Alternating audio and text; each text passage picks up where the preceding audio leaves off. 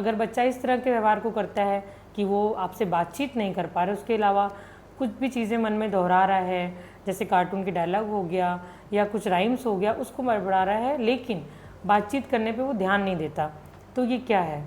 ये एक functional language नहीं है।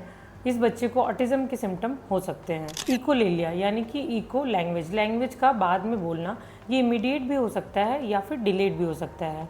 अगर बच्चा कोई बात तुरंत दोहराए, है, जैसे कि आपने कहा कि पानी पियोगे, उसने बोला पानी पियोगे, तो ये इमीडिएट इकोलेलिया हुआ। और बच्चा कुछ भी सुनता है और उसे थोड़ी देर में दोहराता है, जैसे उसने जो पहले सुने हुए राइम्स हैं या कार्टून के डायलॉग हैं और बाद में उसे रिपीट कर रहा है जब वो खेल रहा है या कोई काम कर रहा है, तो इसे हम डिलेड इकोलेलिया कहते हैं। तो ये एक मीनिंगफुल लैंग्वेज नहीं है, क्योंकि मीनिंगफुल लैंग्वेज में कॉन्वर्सेशन का इंटेंट होना चाहिए, यानी कि वो कोई संवाद या कोई बातचीत करना चाह रहा है।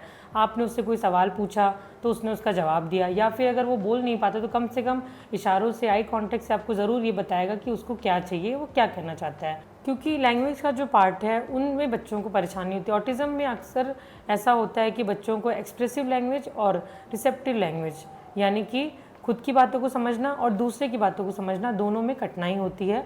और यहीं पे हम कंफ्यूज हो जाते हैं कि बच्चे को स्पीच और लैंग्वेज डिले है या फिर ऑटिज्म है। पेरेंट्स घर पे इसमें क्या क्या कर सकते हैं? कुछ ऐसी एक्टिविटीज़ हैं जिनसे आप बच्चों को ये सिखाने की कोशिश करें कि वो बातचीत में कैसे आएँ, वो आपसे कम्युनिकेट कैसे करें।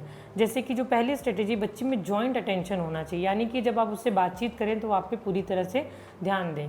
कोशिश करें कि बच्चा आई कांटेक्ट बनाए, जब आप उससे बात करें तो वो आपकी आंखों में आंखें डाल के देखे और उससे समझे, तब वो इस एक्टिविटीज़ को करेगा।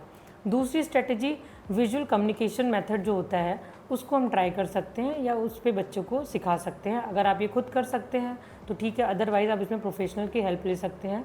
विजुअल कार्ड्स का इस्तेमाल करें कि उसको दिखाएं, बच्चे को जो भी चीज़ें चाहिए उनको विजुअल कार्ड्स से दिखा के बता के समझाएं। इसके अलावा राइम्स के जो भी बच्चा करता है उसको पॉज करें और उसको समझाएं कि उसको कैसे राइम्स को बोलना है। जैसे कि जॉनी जॉनी तो यस पापा बच्चा बोले, तो उसको प्रॉम्प्ट देने की कोशिश करें कि जब वो कोई राइम गा रहा है तो आप उसके साथ में गाएं और बच्चे को प्रॉम्प्ट दें, उसके आगे की लाइन बच्चा कंप्लीट करे। बच्चे को सिंपल लैंग्वेज को मॉडल करना सिखाएं, यानी कि छोटे छोटे शब्द या सेंटेंस में उससे बातचीत करें। पानी पी लो, खाना खा लो, मुझे दे दो, इस तरह के जो 2 वर्ड सेंटेंसेस है उसको बच्चे को प्रॉम्प्ट दे के बोलना सिखाने की कोशिश कर सकते हैं। और सबसे ज़रूरी जो चीज़ है, पैसिव स्क्रीन टाइम को 0 करना बहुत ज़रूरी है, क्योंकि ये वन वे कम्युनिकेशन होता है और बच्चा जो सुनता है सिर्फ वो दोहराता रहता है, उससे उसमें कुछ मीनिंगफुल जोड़ने की या समझने की ज़रूरत नहीं पड़ती। तो ये रूट मेमोरी का एक हिस्सा होता है जिसको बच्चा ईजिली ग्रैस्प कर लेता है। तो उसको पैसिव स्क्रीन टाइम 0 करना बहुत ज़रूरी है।